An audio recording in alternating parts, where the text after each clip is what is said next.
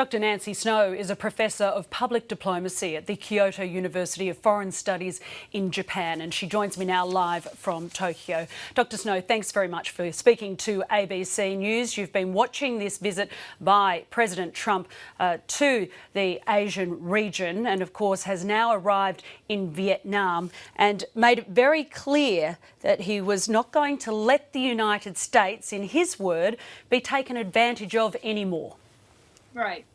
It's not a surprise, is it? This is the Donald Trump that we've seen long before he was president. He was critical of China. He used much harsher words, though, before on Twitter several years ago. And so he's saying the same thing, but he's saying it in a softer tone, and he's acknowledging that they were doing what they could get away with. He came there really more as a businessman. He's sounding like he's ready to do business and to make new deals. And as far as I can see, sitting here in the region, this has been a pretty successful trip for him because to many eyes, people lower the bar when it comes to President Trump with his lack of political experience, and he hasn't had any gaffes along the way. In fact, he's looked like he's been enjoying himself here. We're looking at these pictures of President Trump. He was speaking at a CEO summit, which was alongside these APEC meetings that are going to begin. A standing ovation there.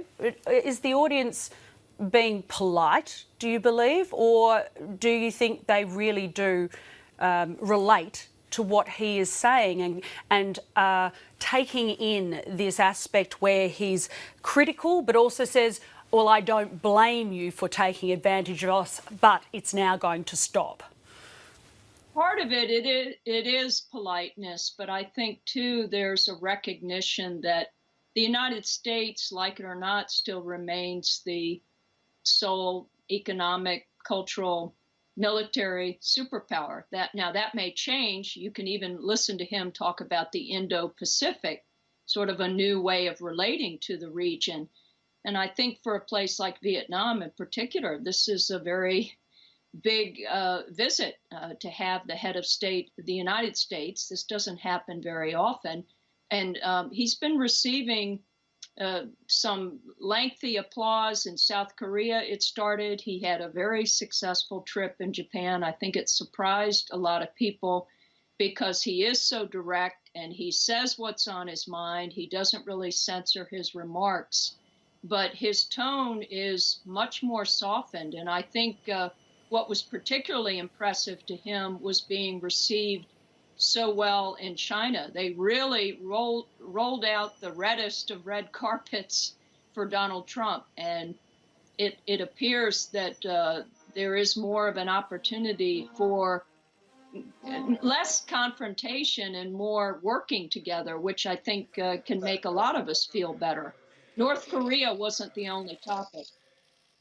We know from the media advisors that there is no scheduled meeting with Vladimir Putin. In fact, on arriving into Vietnam, they informed the media that there would be no scheduled meeting, but that didn't rule out Donald Trump bumping into Vladimir Putin. I guess, though, we've also seen on this trip that Donald Trump doesn't announce everything that he's going to do, so we couldn't rule it out, but we can't rule it in, can we? You're right, and probably the most noteworthy aspect was the surprise DMZ trip that had to be averted due to bad weather. That would have been the first time that a sitting president went with the head of state of South Korea to the border between North and South Korea. So there could be something still up his sleeve regarding Putin, but yes, at least formally, they're saying they won't meet. I think so far the optics, though, have been very good for the president in this region because he remains a very divisive figure in the United States. And, of course, this visit isn't finished with Vietnam. He is going on to the Philippines, where you'd imagine the message is going to be fairly similar. I think it will be similar. Duterte has shown a lot of admiration for Trump, and Trump has shown equal admiration for this very controversial war on drugs in the Philippines. Duterte sees himself as a strong man. Certainly, Trump views himself the same way. The way that Trump and Xi came together as great power type strong men. So I think that's how he relates, is to see somebody who has sort of an ego his size. And we'll have to see how it goes in the Philippines, but I guess he is staying longer there in order to remain for the economic summit there in East Asia. Dr. Nancy Snow from Kyoto University, I do thank you very much for speaking to ABC News. You're welcome.